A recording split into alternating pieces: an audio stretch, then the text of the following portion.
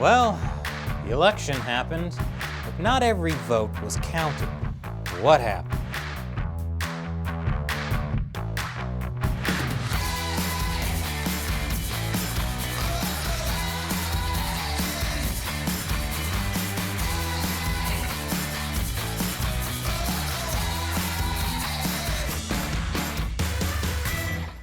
Welcome to America Uncovered. I'm Chris Chappell.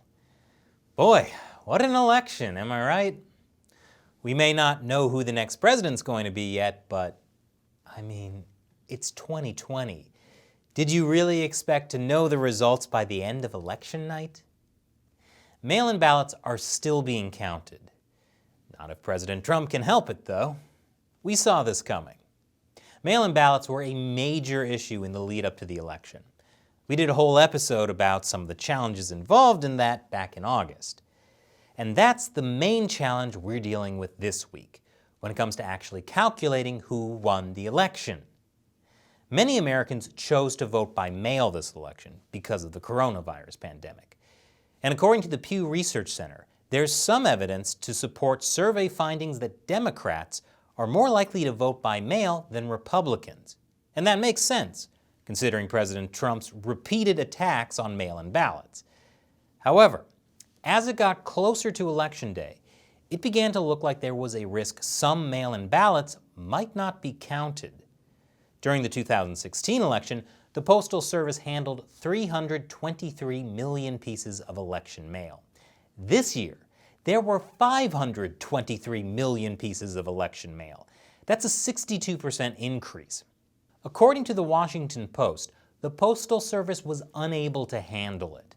For 14 weeks in a row, the Postal Service was only able to deliver less than 90% of first-class mail on time. Those numbers were worse in key swing states. In Detroit, Michigan, about 72% of first-class mail was delivered on time during the week of October 16th. In a key district in North Carolina, 80% was on time. In Pennsylvania, only 70 to 80-something% of mail was on time. It began to look like there was a very real risk many votes wouldn't be counted. And if more Democrats were voting by mail than Republicans, that could swing the election. And so, you saw a big push for in-person voting by election experts. David Becker, the executive director at the nonprofit, nonpartisan Center for Election Innovation and Research, said the week before the election, "If you haven't requested a mail ballot yet, it's too late. I don't care about the legal deadline, it's just too late in terms of getting it processed, getting it mailed to you, and you being able to fill it out and return it. You're just putting too much pressure on yourself. At this point, if you haven't requested a mail ballot yet, plan to vote in person and vote early if possible." You've had months to do this, and it's only possibly the most important election in U.S. history, but we wouldn't want to rush you or anything. But this meant the Democratic Party had to quickly change its messaging on voting by mail. Democratic presidential nominee Joe Biden's campaign internally switched its language to voters, encouraging them to submit ballots in person or at a secure drop box, according to campaign officials, rather than through the mail. Days before the election, Nancy Pelosi also began warning voters not to vote by mail. On the same day, Minnesota Senator Amy Klobuchar also warned voters not to mail in ballots.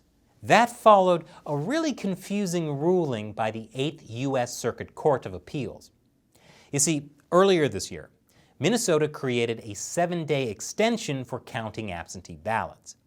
But last week, the court ruled there was no pandemic exemption to the Constitution and that any mail-in ballots received after the Tuesday night 8 p.m. deadline should be separated.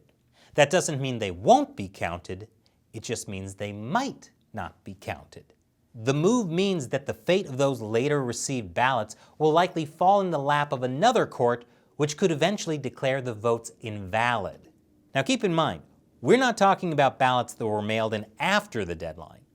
We're talking about ballots that were mailed before the deadline, but just weren't delivered by the post office on time.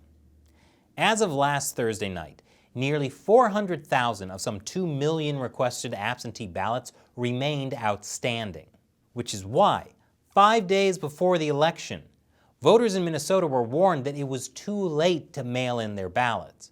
Other key swing states had similar issues with rulings on voting extensions: Pennsylvania, North Carolina, and Wisconsin. And the Supreme Court even got involved. I'll tell you how after the break. Welcome back. Here's what happened in Pennsylvania and North Carolina. Again, these are two crucial swing states that could still go either way in 2020, at least as of this recording. Back in the 2016 election, Trump won Pennsylvania by just over 44,000 votes. Trump got 48.2% of the popular vote, while Clinton got 47.5%, meaning that Trump got all of Pennsylvania's 20 electoral votes.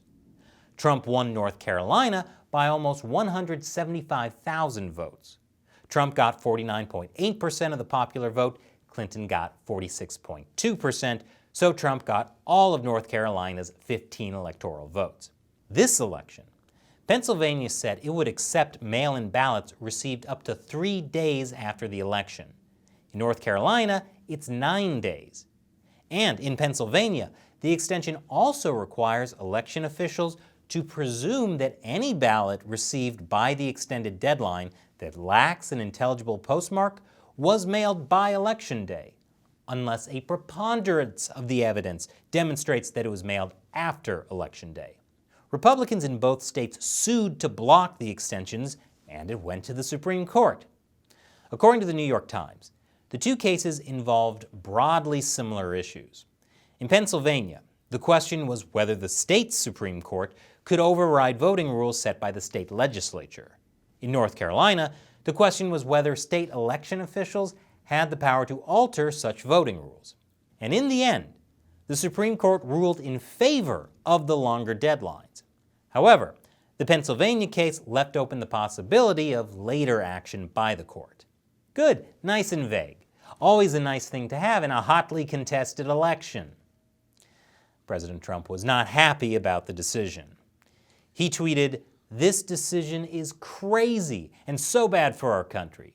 Can you imagine what will happen during that 9-day period? The election should end on November 3rd. Trump may not like the decision, but he only has the power to nominate justices to the Supreme Court.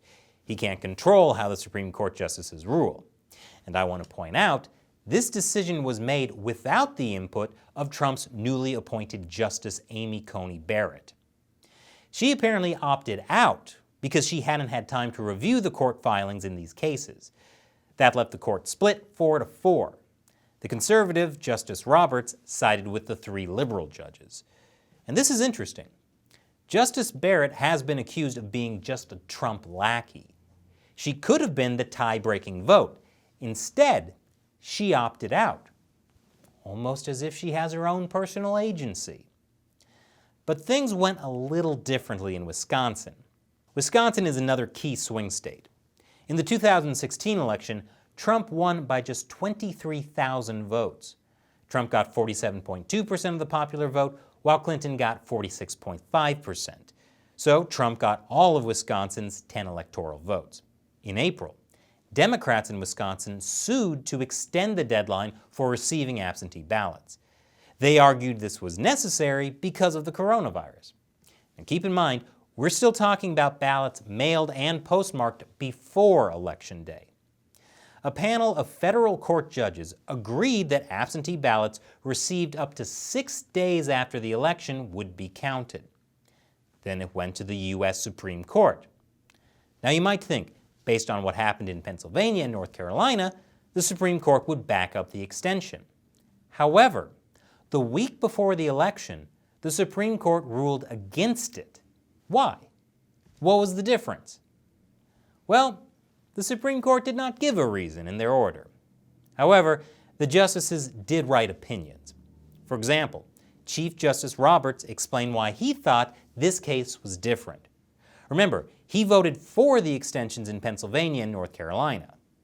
He wrote, "While the Pennsylvania applications implicated the authority of state courts to apply their own constitutions to election regulations, this case involves federal intrusion on state lawmaking processes.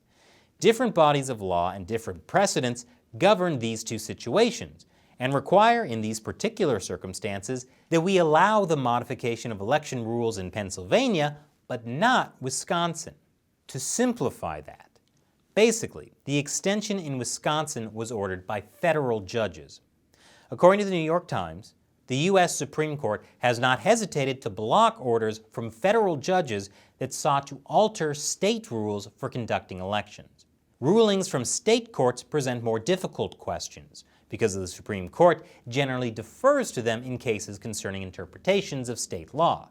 And the Constitution empowers state legislatures to set the times, places, and manner of congressional elections. So it becomes a technical question of who issued the extension, not a judgment on whether an extension is good or bad. The Supreme Court operates on what the law technically says, not whether something is morally right or wrong. But luckily, that's not how the YouTube comment section works. What do you think about mail-in ballot extensions? Should every vote be counted, or should there be a hard deadline? Tell me in the comments below. And if you want fair, nonpartisan news for the next 4 years, we need your support on the crowdfunding website Patreon. Visit patreon.com/America Uncovered to learn more. Once again, I'm Chris Chappell. Thanks for watching America Uncovered.